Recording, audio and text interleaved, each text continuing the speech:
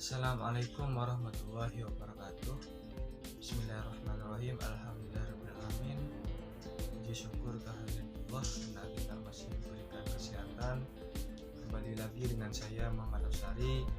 Kali ini saya akan kembali mereview materi pertemuan 4, yaitu tantangan ataupun problematika pendidikan Islam yang ada di madrasah. Ada beberapa poin yang akan kita bahas pada hari ini. Yang pertama adalah pengertian dari madrasah, kemudian kedudukan madrasah dalam Undang-Undang Sisdiknas, yang ketiga problematika madrasah, yang keempat tantangan dan urgensi madrasah, dan yang kelima adalah langkah strategis dari tantangan tersebut. Yang pertama adalah pengertian dari madrasah. Madrasah merupakan madrasah berasal dari bahasa Arab, yakni darasah, yang artinya adalah tempat belajar para pelajar, atau bisa diartikan jalan. Jadi dalam arti sederhana adalah madrasah merupakan tempat pendidikan yang bernuansa Islam. Jadi problematika pendidikan Islam di madrasah merupakan persoalan-persoalan pendidikan Islam yang ada pada ruang lingkup madrasah seperti itu. Kemudian yang kedua adalah kedudukan madrasah dalam Undang-Undang Sisdiknas.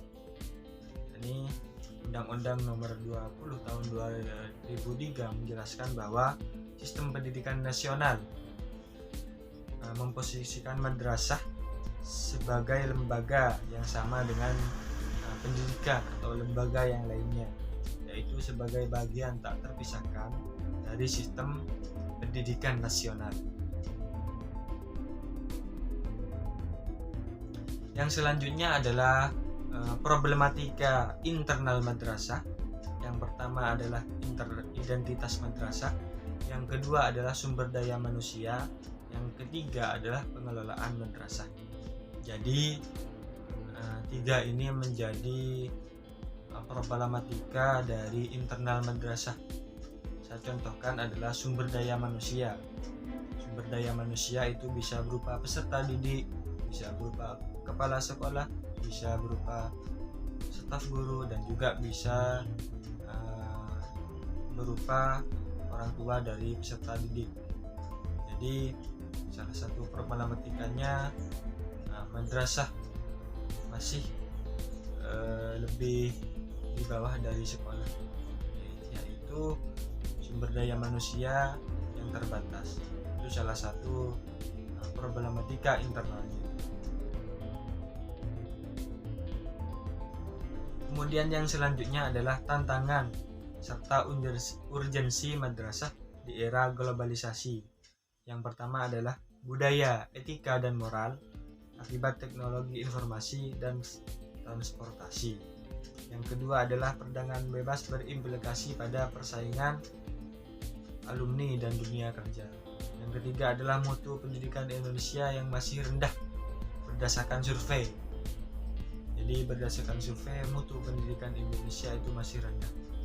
Yang selanjutnya adalah rendahnya tingkat sosial kapital. Yang selanjutnya adalah langkah strategis. Yang pertama adalah strategi integrasi, yang kedua adalah strategi kurikulum dan pengembangan pedagogik.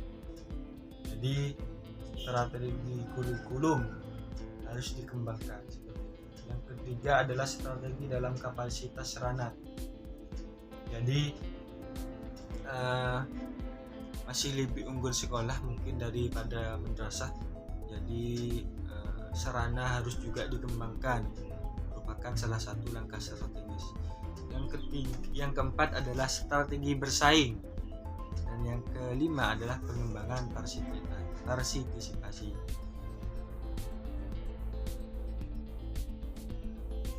Jadi kesimpulan pada pertemuan 4 atau materi ketiga kali ini adalah pendidikan madrasah harus dikonsep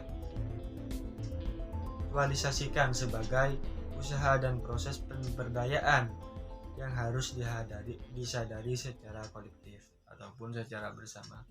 Kemudian yang kedua, madrasah akan selalu diminati jika mampu melakukan perubahan ke arah yang lebih baik dan berkualitas, membekali alumninya dengan keterampilan yang berdaya saing serta berakhlakul karimah.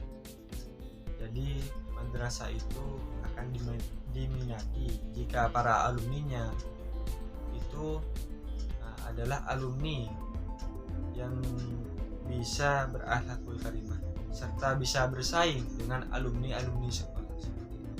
Kemudian yang terakhir adalah kualitas sumber daya manusia yang diiringi dengan moralitas akhlak dan integritas kebangsaan yang kuat, amanah kreatif, berwawasan global akan melepaskan bangsa ini dari krisis multidimensi. Jadi diharapkan madrasah mampu untuk menciptakan generasi yang berakhlakul karimah sehingga generasi bangsa ini akan menjadi generasi yang lebih baik.